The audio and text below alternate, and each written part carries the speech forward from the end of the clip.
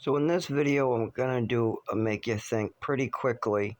I only have 3 minutes, but it should make you think about how the poor get treated differently than the wealthy, and how two people can be drug addicts or addicts, but if you have money, it doesn't matter.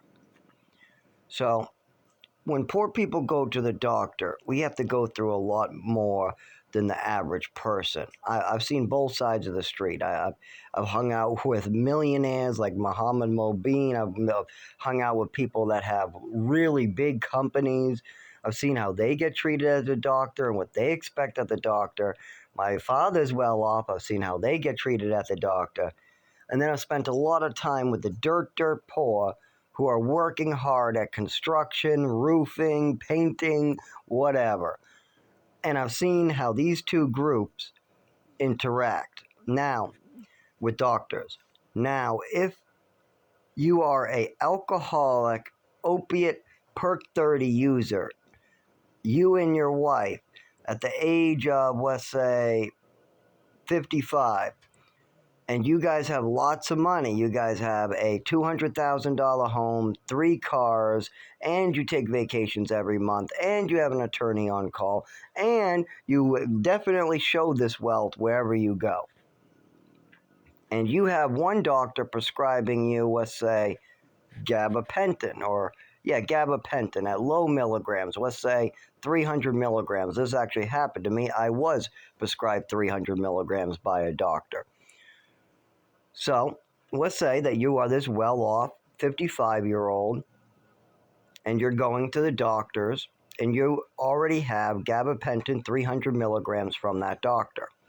And you go to another doctor and they start you on some pain medication because you just broke your leg or because something, they got to keep you on this controlled substance for a year. Okay, your doctors talk, it's fine, everything, okay, no big deal. One doctor has you on a med for your shakes and another doctor has you on med for the injury you just received. And just because you have a history of alcohol abuse and abusing Percocet doesn't mean you're not going to get them. Maybe nowadays at this exact moment, but most of them, if you're wealthy and well off, they don't fear giving them out. Definitely. But if you turn that around, and I'll give an example. I was ending up in a lot of pain having seizures. So I was going to see a psych doctor who also was working on my anxiety. So he said that 300 milligrams of gabapentin would help my anxiety. And it did. It helped with anxiety and my shakes at low milligrams. If I go like to 800 or 600 like some doctors want, it's fine, but I have to build up a tolerance first. So that's fine. Everything's working out okay. I get injured quite a bit more though, and I tried to go to a doctor near the hospital to see what they know, a primary care, but I guess they're a pain specialist, and I'm trying to describe that this is a lightning feeling, and it really doesn't go anywhere, and she tries to give me opiates and stuff, and I turn them down. I tell her, no, I don't want them. She still pushes them. I go to the pharmacy, but then I have the pharmacy double check them and send them back. So it's very obvious I'm not looking for pills because I could have picked that prescript up, sold it, took it, whatever, but I'm sending scripts back that normally people would sell who are drug addicts or people selling pills. I'm obviously not that if I'm sending prescriptions back because they don't mix. You know what I mean? So it's obvious that I am not a drug seeker at this time. Anyways, that doctor retires and I no longer have that primary care. I only have the psych doctor left, and he's prescribing me gabapentin and a bunch of meds I can't pronounce for sleep.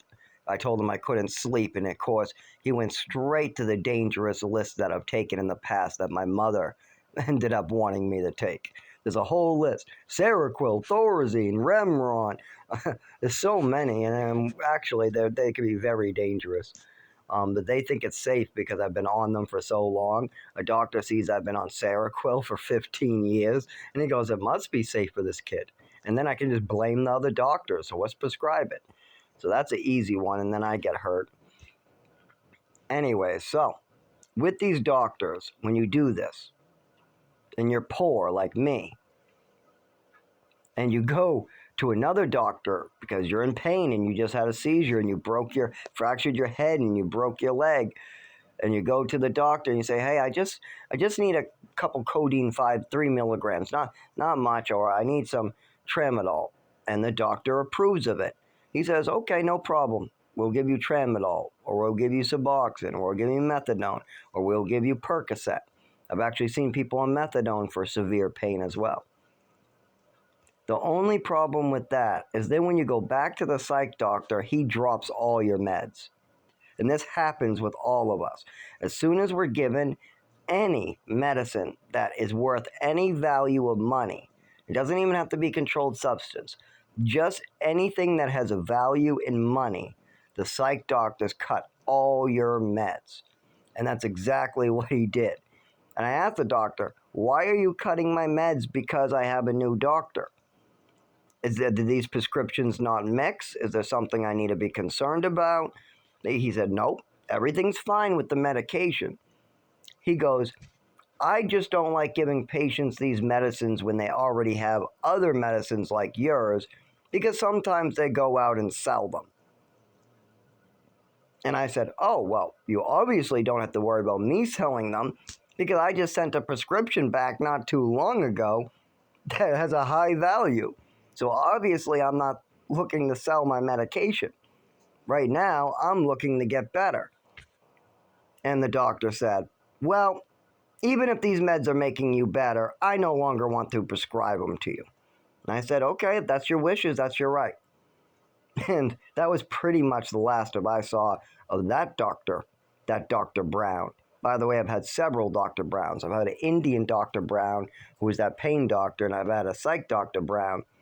But see, they put their own well-being and their own wealth before their patient's well-being. And what was that saying that they took an oath for? First, do no harm. So if you start a medication that's helping your patient, and then you pull it away abruptly, I think that could cause some mental harm, physical harm, aches, pains, all different types of unneeded harm. And the only thing that could come of it if you don't pull those meds away is maybe your patient sells his meds, or maybe you get a lawsuit, or maybe you get a complaint that you shouldn't have done something. Okay, so you lose some money, you get a complaint, or your patient makes some money. I don't see the patient getting harmed in any one of those situations. Not great situations, but if you're trying to first do no harm, then it's probably best not to cut things abruptly because you think that every one of your patients that has another doctor that's prescribing medication that might be controlled, oh, he could be going and selling it out there.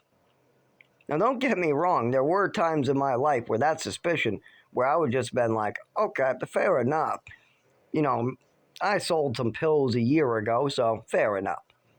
But I was straight up. I'm sending prescriptions back. There's no drugs being sold. I'm literally taking everything in stride. No matter what comes my way, I'm taking the punches. I'm taking the beatings. I'm letting society kill me. And I'm taking it like a man. I'm not freaking doing any drugs, nothing. I'm drinking once in a while alcohol. And I told the doctor that. Told him straight up, this is my drug of choice. This is what I'm doing, nothing else. I'm waiting for you guys to treat me for whatever's going on, and this is all I'll do. And I've dropped the alcohol now as well. But see, doctors don't care about the patient. They care about making money and getting the patient better at no risk to themselves. That's what it is. If they can make money and help a patient with no risk to themselves, that's what they want to do. But if they can save a patient's life, but maybe have to lose some money, that's out of the question. But if there's a wealthy individual who comes in, that's a totally different story, because they can say they had no reason to doubt it. but a homeless poor person or a painter comes in covered in paint and he gets treated differently. We're discriminated against because we're poor. Doesn't matter that you're black, white, or Spanish. No. I have been beaten by police myself. I've seen my African American friends get beaten by police. And it wasn't because I am African American, it was because I'm poor. That's what put the target on my back. What was I doing that was so bad? I was walking to the library with a library book, and I was in front, had to cross the police station to get there. The police station was on the route to the library. That's it. I was walking on a sidewalk that was public. That's what I did to get beaten by police. This is very common. And this is what the real racism is. It's not black and white, it's poor and rich. And once when we figure that out, that this isn't anything to do with black and white. I mean, we have a black president. We have black football players. We got a lot of black rich men who don't go to jail and commit crimes. If that was, I mean, where are these officers? I mean, I'm sure that if an officer was racist, he'd be very upset that a black man has more money than him. So why aren't they trying to railroad these people? Because it's not that you're African American, you're a poor African American, or you're a poor white, or you're a poor Spanish. Doesn't matter the color of your skin. It matters the color in your pocket. If the color is green in your pocket, fine. But if the color in your pocket is white, you get beaten, thrown in jail. And that's the real racism right there. We have white pockets versus green pockets. The green pockets get the beat up on the white pockets. And that's all that's really going on.